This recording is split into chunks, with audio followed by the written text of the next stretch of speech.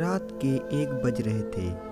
रमेश अपने कमरे में बेसुध सोया हुआ था कि तभी दरवाजे पर ठक-ठक हुई।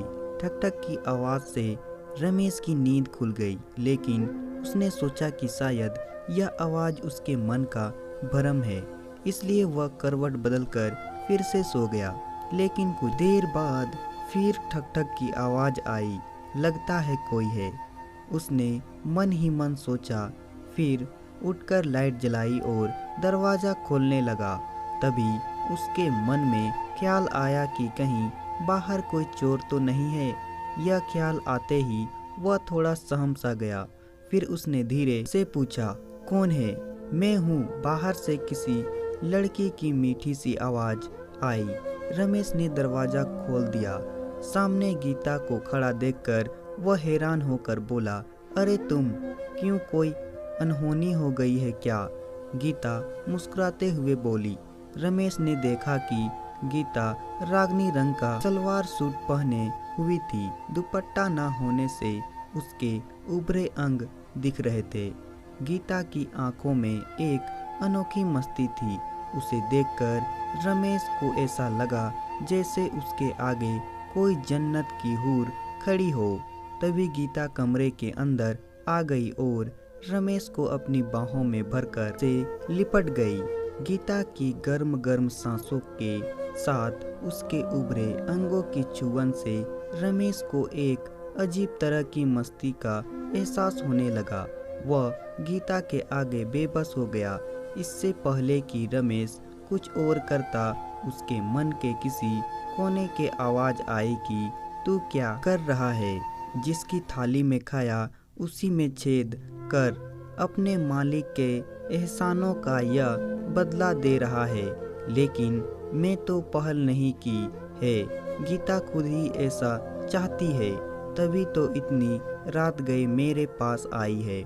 उसने सोचा और खुद को गीता से अलग करते हुए कहा, गीता अब तुम चली जाओ और फिर कभी मेरे करीब ना आना। क्या ऐसे ही चले जाऊंगी? गीता ने प्यासी नज़रों से रमेश को देखा।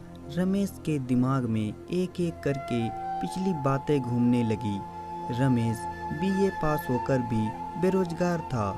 उसके कई इंटरव्यू दिए पर कहीं भी कामयाब नहीं हुई और आखिर में निराश होकर उसने एक दोस्त के कहने पर गाड़ी चलाना सीखा और बतौर ड्राइवर डॉक्टर रवि के पास गाड़ी चलाने लगा। रमेश की मेहनत और ईमानदारी से खुश होकर रवि उसे बेटे की तरह मानने लगे और उसकी हर ज़रूरत को फौरन पूरा कर देते। गीता डॉक्टर रवि की एकलौती बेटी थी। वह बहुत शौक, चंचल और खूबसूरत थी। वह हमेशा अपनी अदाओं से रमेश को रिझाती, पर वह रमेश को बेहद पसंद करती थी। वह हमेशा उसके करीब आना चाहती थी, लेकिन रमेश मन से उसे अपनी बहन मानता था और पिछले रक्षाबंधन पर उसने गीता से जैसे तैसे करके राखी भी बंधवा ली थी। गीता रमेश की इस हरकत से गुस्सा भी हो गई थी, क्योंकि उसके दिल में रमेश के लिए भैया नहीं सैया वाले फीलिंग थे। डॉक्टर रवि ने अपने घर के पिछवाड़े वाला कमरा रमेश को रहने के लिए दिया था। वह वहीं अपनी रात बिताता और दिन में डॉक्टर साहब की कार चलाना था। इधर कुछ दिनों से रमेश महसूस कर रहा था कि गीता की नीयत और भी बिगड़ती जा रही है। वह तरह तरह से उसे अपने जाल में फंसाने की कोशिश कर रही थी। उसकी हरकतें देखकर कई बार रमेश का दिल भी फिसलने लगता था। उसका भी दिल कई बार गीता के साथ हद से गुजर जाने का कर जाता था। गीता थी भी बहुत खूबसूरत।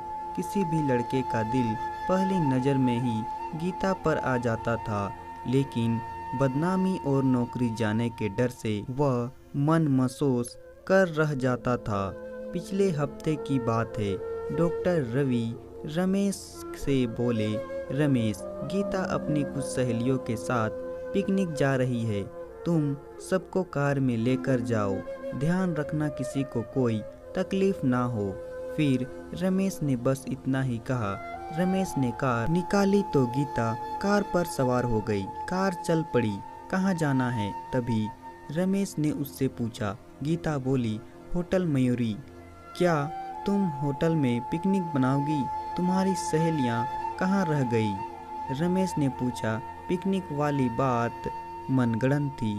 मैंने पापा से झूठ बोला था। गीता हंसते हुए बोले, पहले तुम एक कमरा तो बुक करो।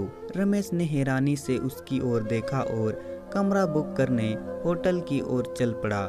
जब दोनों कमरे में आए तो गीता ने कहा, रमेश कुछ नाश्ता मंगवाओ। थोड़ी देर बाद दोनों नाश्ता कर चुके तो गीता रुमाल से हाथ पोंछती हुई रमेश के ओर करीब खिसक गई और बोली, कुछ बात नहीं करोगे? कौन सी बात? वही जो आधी रात के समय पति पत्नी के बीच होती है। इतना कहकर गीता ने रमेश को चूम लिया। फिर बोली, रमेश तुम मुझे बहुत अच्छे लगते हो। मैं तुम्हारे साथ अपनी सारी ख्वाहिशें पूरी करना चाहती हूँ। मैं पागल हूँ तुम्हारे लिए। रमेश गुस्से से बोला, गीता होश में आओ। एक भले घर की लड़की का इस तरह की बातें करना ठीक नहीं है। चढ़ती जवानी के नशे में चूर गीता रमेश की बातों को अनसुना करते हुए बोली, मैं एक अरसे से इस मौके की तलाश में थी। क्या मैं ख्वाहिशें नहीं पूरा करोगे? यह कहकर गीता ने रमेश को अपनी बाहों में खींच लिया। रमेश खुद पर काबू रखते हुए बोला, गीता इतना भी मत बहको। मैं तो तुम्हें अपनी बहन मानता हूँ। याद है पिछले साल तुमने मुझे राखी बांधी थी और फिर तुम्हारे पिता मुझ पर कितना भरोसा करते हैं। क्या मैं उसके भरोसे को तोड़ दूं? तुम मेरे सगे भाई तो नहीं? कहकर गीता ने अपने एक कदम और बढ़ा दिया। उसकी हरकतें और खराब हो चुकी थी। रमेश का भी मन डोलने लगा। रमेश का भी खोक से कंट्रोल रखा पाना भी अब मुश्किल होता जा रहा था। वह गीता से छिटकर दूर जा खड़ा हुआ। फिर गिड़गिड़ाते हुए बोला, गीता तुम इस तरह की हरकतें करके मुझे मत भड़काओ वरना कुछ गलत कर बैठूंगा। इतना कहकर रमेश ने गीता को कपड़े ठीक करके आने को कहा और वह कार में जाकर बैठ गया। कहाँ हो गए हो? रमेश तभी गीता ने उसको टोका तो वह चौंक कर उसे देखने लगा। गीता मुझ पर रहम करो। तुम जल्दी यहाँ से चली जाओ। मैं कमजोर हो रहा हूँ। रमेश गिड़गिड़ाते हुए बोला। तभी दूसरे कमरे से खांसने की आवाज़ आई और गीता अपने कमरे की ओर भाग गई। रमेश ने अब चैन की सांस ली। अगले दिन रमेश का कुछ अता पता नहीं था। डॉक्टर रवि के कमरे की तलाशी ली तो एक चिट्ठी मिली। उस चिट्ठी में लिखा था, मैं आपकी नौकरी छोड़कर जा रहा हूँ। कृपया परेशान ना होइएगा और ना ही मुझे खोजने की कोशिश कीजिएगा।